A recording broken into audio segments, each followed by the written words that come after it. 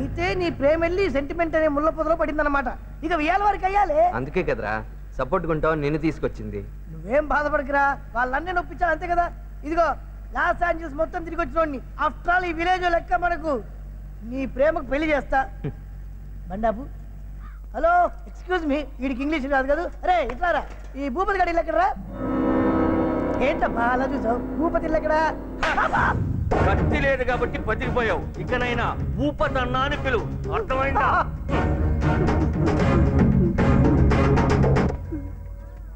Mind block అయిందా? మనకున్న black ఇదో బ్లాక్, అవన్నీ నాకు లెక్కలోకి రావురా. లాస్ ఏంజల్స్ లో నాకున్నట్టే ఈ విలేజ్ లో అతనికి మంచి వెయిట్ ఉంది అనుకుంటా. హలో అన్నా, భూపతి నీళ్ళు ఎక్కడన్నా? అన్న అంటే ఫీల్ ఏంటి? నిన్నే తమ్ముడు, భూపతి నీళ్ళు ఎక్కడా? ఏంటి మళ్ళీ బ్లాక్? నాకు విషయం అర్థమే. ఏంటో అది?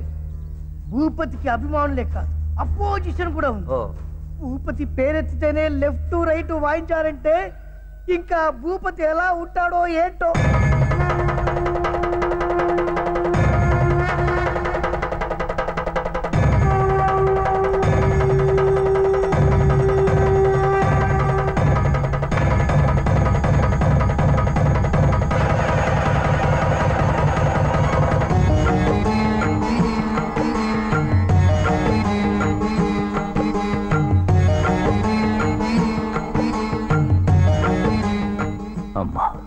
బుజ్జమ్మ స్నేహితులు వస్తున్నారు.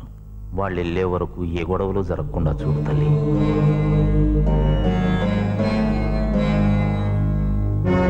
భద్రా అన్నా, బుజ్జమ్మ ఫ్రెండ్స్ ఇంకా రాలేదా? పనిని పంపించారన్నా. 2 గంటలైంది. తేడా వచ్చిందో తోలాలు లెగుస్తాయి. Relax relax. కోపం వద్దు.